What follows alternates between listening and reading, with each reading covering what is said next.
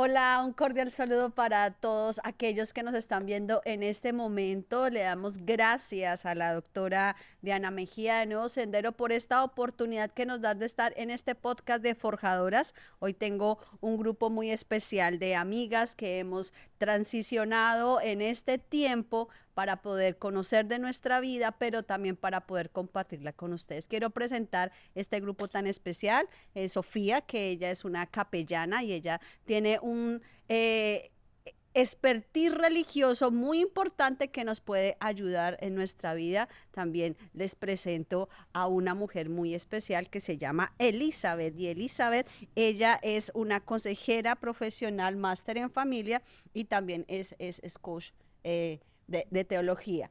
También tenemos por este lado a Olga Morales, y ella es una mujer que también es cristiana, que tiene su coach de consejería, pero hay algo muy interesante que ella tiene y es una fundación que se llama Grace and Love. Y bueno, no podemos dejar de lado algo muy importante y es a Melissa.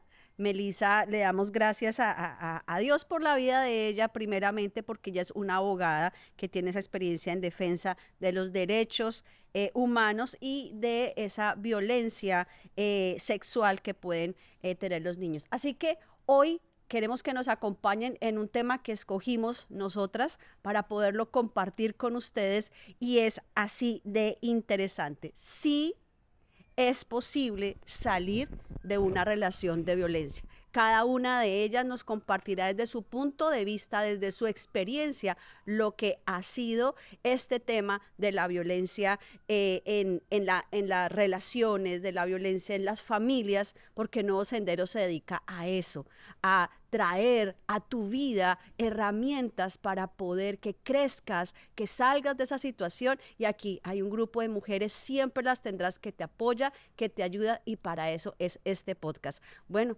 comencemos con Olga. Bueno, a cada una de ustedes de verdad y gracias por esta invitación. Hay que ponerle mucho cuidado al agresor en la parte psicológica, porque a veces el agresor no empieza siendo el agresor, sino la agredida empieza siendo la agresora. Y hay que mirar mucho esa parte. Yo me centré mucho en que debemos mirar la educación de nuestros hijos, cómo a veces desde pequeños la violencia, ellos están replicando esa violencia cuando ya son adultos. Así que es muy importante. ¿Y cómo salir de una relación? Lo que tú dices, claro que sí, teniendo esa consejería, esos tiempos con la persona que fue agredida, también mirando su entorno y su trasfondo. Tengo un caso tremendo en este tiempo en un lugar de Estados Unidos donde la mujer su esposo la mató y ahora en la investigación sale a la luz de que ella estaba siendo infiel delante de él y eso generó una violencia extrema. Yo pienso que debemos educar también a las parejas. Yo creo que hay un punto y me gustaría que tú que estás siendo experta en la parte de lo que es teología y en la vida cristiana, yo creo que en una faceta que se debe tocar en un curso prematrimonial o con una pareja que está casándose es esa parte de la violencia, de las alertas que debemos tener cuando empiezan los problemas en la casa. Excelente, Olguita. Entonces yo pienso que démosle la palabra a Sofía. Sofía, pues creo que la pregunta que nos está planteando en este momento, Olga, es muy interesante, de acuerdo al caso que también vimos y que nos está compartiendo ella. Bueno, muchas gracias. Sabemos que este tema ha sido mundialmente incluso hablado en cada denominación. Sabemos que venimos de diferentes religiones y teológicamente muchos líderes espirituales no prestan atención a esas señales. La consejería para las parejas, eso es vital. Creo que cada una de nosotros, si no la tuvimos, porque a veces en los años anteriores no se daba, pero ahora hay muchos medios para poder dar esas clases espiritualmente. Yo sé que con nuestra organización hemos visto la convivencia espiritual, la comunidad sanadora, que hemos visto que se está haciendo por medio de organizaciones como Nuevo Sendero y otras organizaciones locales, están abriendo esa puerta que ha estado cerrada. Nadie quiere hablar de estas situaciones. También bíblicamente a veces utilizan la palabra para que esas personas se sometan a individuos que están cometiendo injusticias y rompiendo la ley. Así que creo que hay mucho más que hacer en esta área y creo que eso es algo que se está abriendo más las puertas porque ahora se han expuesto por todo el mundo.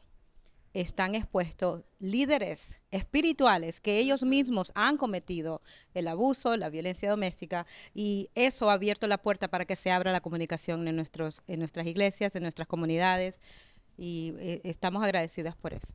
Claro, y es que es un tema muy interesante y muy importante porque la violencia está corroyendo esa familia en este momento, independientemente, digamos, de nuestra base religiosa, de nuestra nacionalidad, de nuestra cultura. Es importante entenderlo eso, así que este podcast es hecho para ustedes, para que puedan aclararlo. Ahora vamos con algo interesante, Melissa. Yo creo que es importante saber cómo esos ciclos y cómo esa identificación de lo que es este tipo de violencia y cómo puede llegar a no solamente afectar, sino yo qué puedo llegar a hacer para detectar. Yo creo que una de las bases para poder salir de cualquier problema es identificarlo.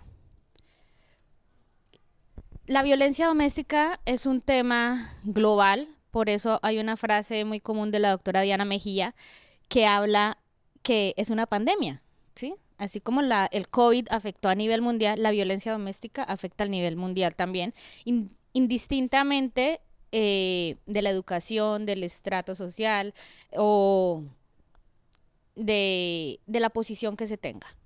Entonces, partiendo de esto, es importante identificar que la violencia no es solo cuando hay golpes. Antes de que se llegue a la violencia física, es muy probable que hayan ocurrido los otros tipos de violencia. ¿Cómo qué? Y son cosas cuando yo he tenido casos y les hago primeramente esta reflexión sobre los 6 tipos de violencia, la gente dice, wow, yo no sabía eso. ¿Por qué? Porque es un tema cultural. Entonces, por ejemplo, se puede iniciar con la violencia verbal. En muchos países o según cómo se haya criado, es muy común que nunca se haya hablado de te amo o perdón o gracias, sino que se hable brusco y ya es algo cultural.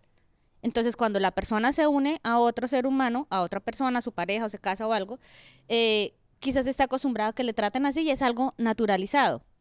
Pero en sí eso es violencia verbal. Después de la violencia verbal, es muy común que se pase a la violencia emocional. Ay, pero no me puedes dejar porque yo te amo. Y si tú te vas, entonces significa que no me amas. Y empieza en ese ataque emocional. Después del verbal y emocional, es muy posible que se pase a la violencia psicológica. Y luego la psicológica está a nada que se pase a la violencia económica. Y es algo que no se habla.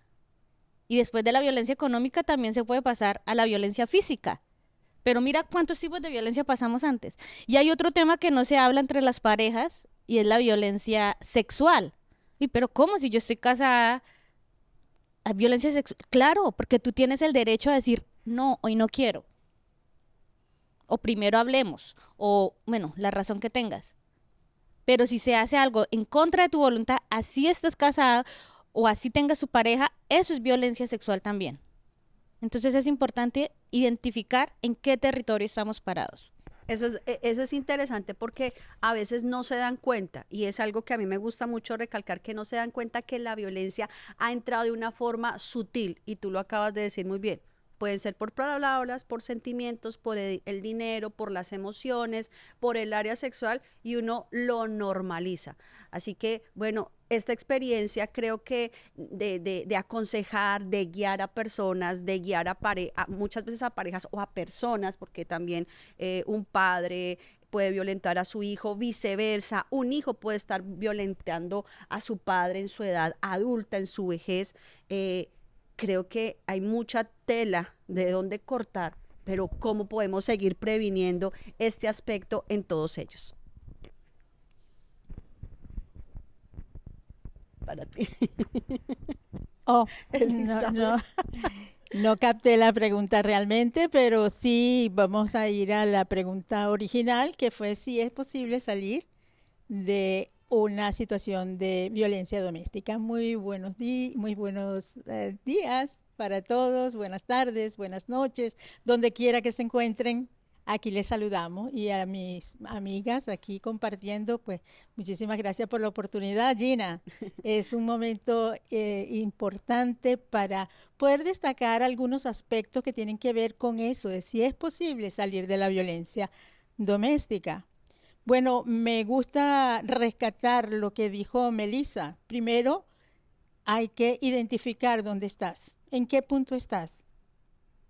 Es vital saber que estoy siendo objeto de violencia, porque también hay mucha sensibilidad con relación al tema, y han habido procesos donde injustamente hombres han tenido que ir a la cárcel a consecuencia de procesos mal llevados, porque es así, son procesos mal llevados. Es importante identificar realmente el hecho de violencia.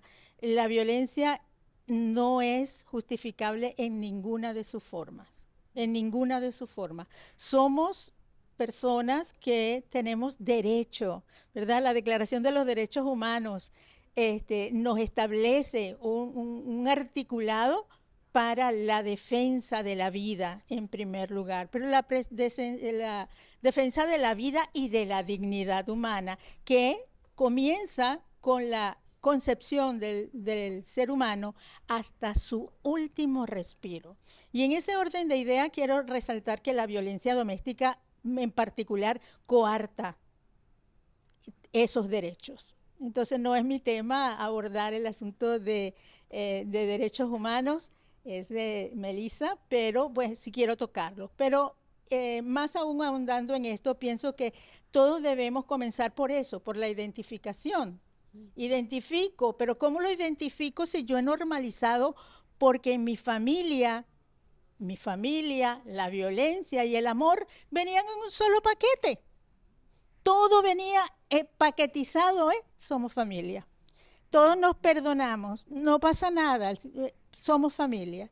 Y son conceptos que tenemos que revisar y ver cuál es el mensaje que estamos dando a las futuras generaciones.